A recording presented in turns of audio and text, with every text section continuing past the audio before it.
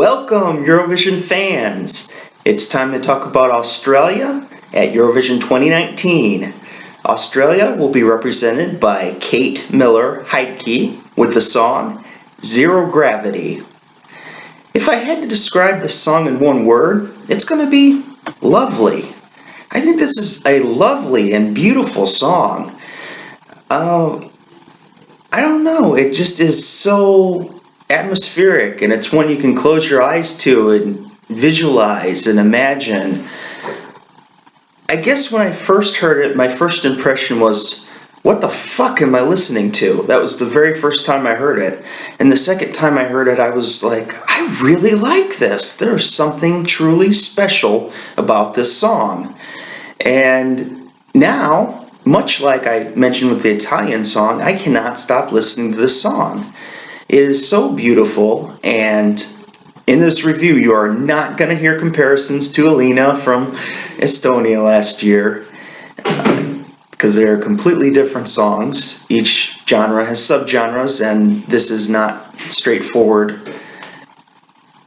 operatic pop. It's operatic pop plus there's a lot of different elements. So yeah, it's just really beautiful to listen to, and I applaud Australia for actually taking a risk this year. I think Electric Fields or this would have been a risk for Australia, because, you know, sending the pop songs every year, that's what they've been doing. This is actually a real risk, and it could have a real reward at the end. So I really enjoy this song, and I look forward to seeing this at Eurovision 2019. So let's begin the actual review now. I saw a pretty nice 2-sentence description of the song, so I'll read that here real quick. Zero Gravity is a pop opera ballad that speaks about emerging from depression and coming back to life. The song features ethereal vocals which blend the song's message into an upbeat and empowering anthem. And then Kate actually went on her Instagram and posted the story behind the song, so I'll read that to you real quick. Quote, like so many women, the aftermath of childbirth left my world shaken. The birth of my son Ernie was lengthy and traumatic. It was a period afterwards when I couldn't remember who I was. After Ernie turned 2, I woke up one day and felt somehow better. The fog had lifted. The lyrics talked to depression personified, as if it were an awful lover or a terrible friend, and expresses the relief at finally getting them out of your life. Zero Gravity is about leaving seriousness behind, something I feel resonates with the essence of the Eurovision Song Contest, unquote. Yeah, it's a nice message that many people can relate to. Maybe not childbirth per se, but definitely depression and feeling down and just letting it go. So what are some positives about this song? I see many things in common between this song from Australia and Italy's song in the case of the realness and authenticity. Both singers lived their experiences and are pouring their hearts out on the Eurovision stage for all of us to see. Both triumphed over hard times.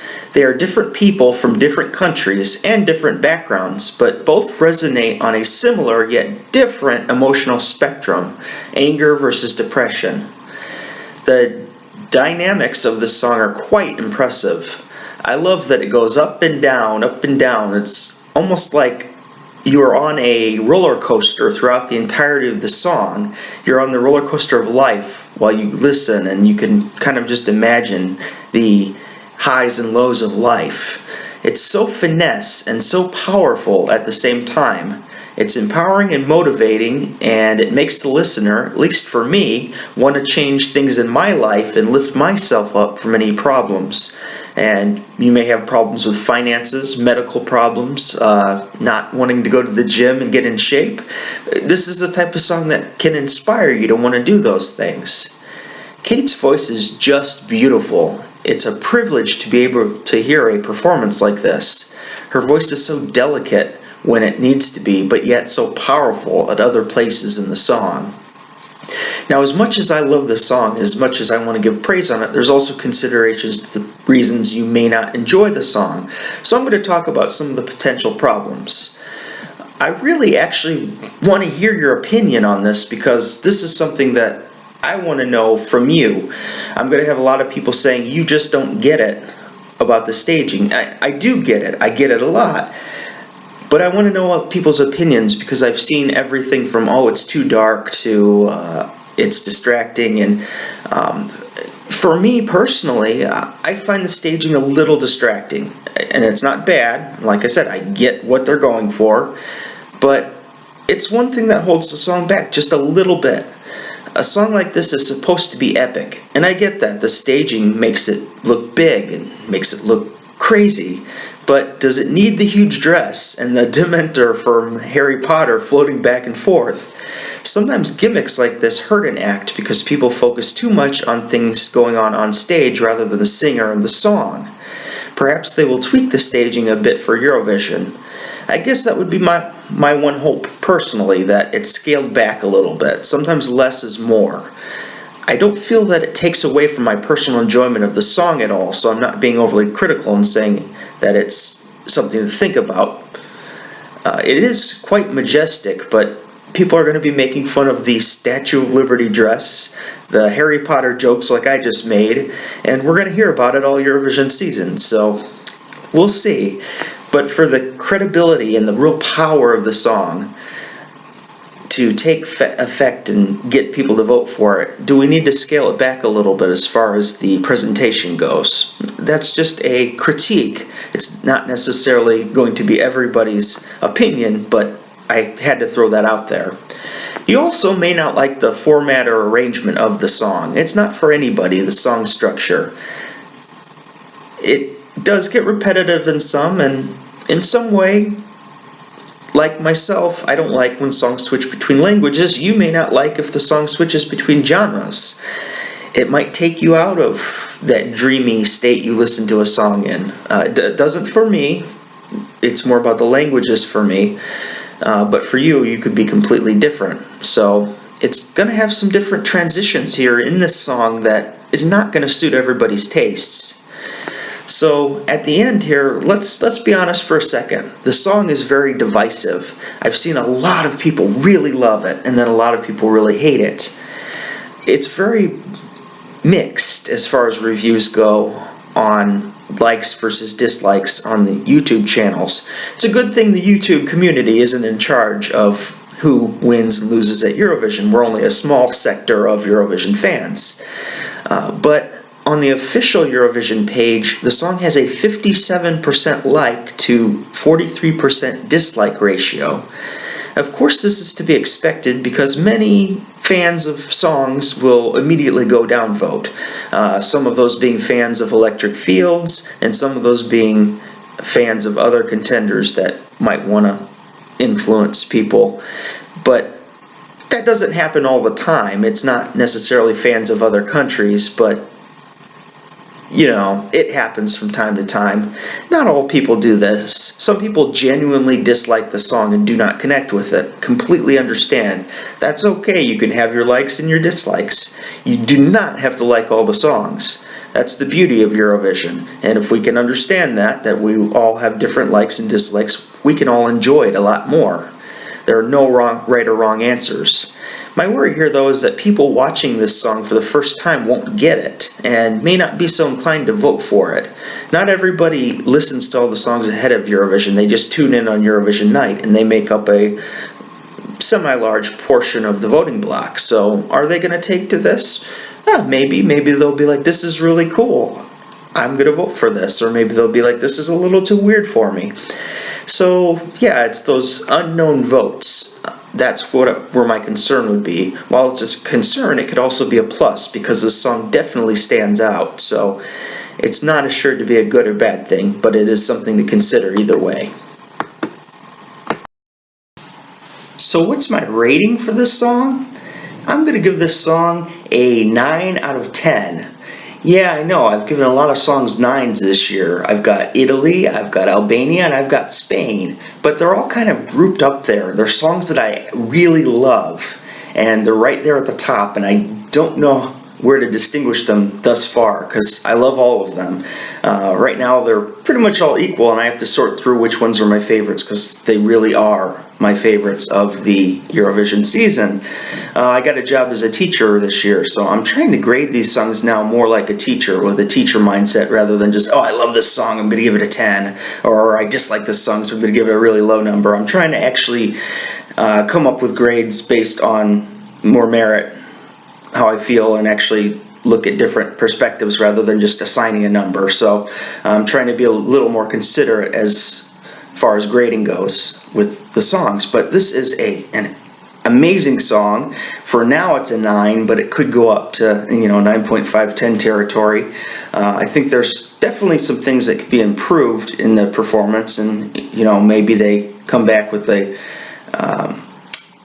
they'll come back and change it up a little bit and make it even better. I do kind of hope they fix the staging a little bit, because as it sits now, as I mentioned, it's a little distracting. But other than that, this is such a beautiful song to listen to, and I cannot wait to see this on the Eurovision stage. So, is this song a contender or a pretender? This song is a contender, and I have no hold saying that. It is a outright contender. It could win. A lot of people say about songs, different is good, different gives you a chance. Different's not always good, but when it's different in a good way, it stands out from the crowd. So amongst the ballads and songs we're used to hearing at Eurovision, this is definitely going to stick out. So I worry a bit that it's a bit divisive, that not a lot of people you're either going to love or hate it. So I don't know how it's going to do with the voting, but I think maybe the jury will appreciate this quite a bit. So with the jury, I'm not so worried, but with the public vote, that's where it counts. So if she can gain fans from now until then, if people start changing their minds about the song, this could really pick up traction. And I think this song is destined probably for a top 10 finish, if that's the case, if it has a wave of support.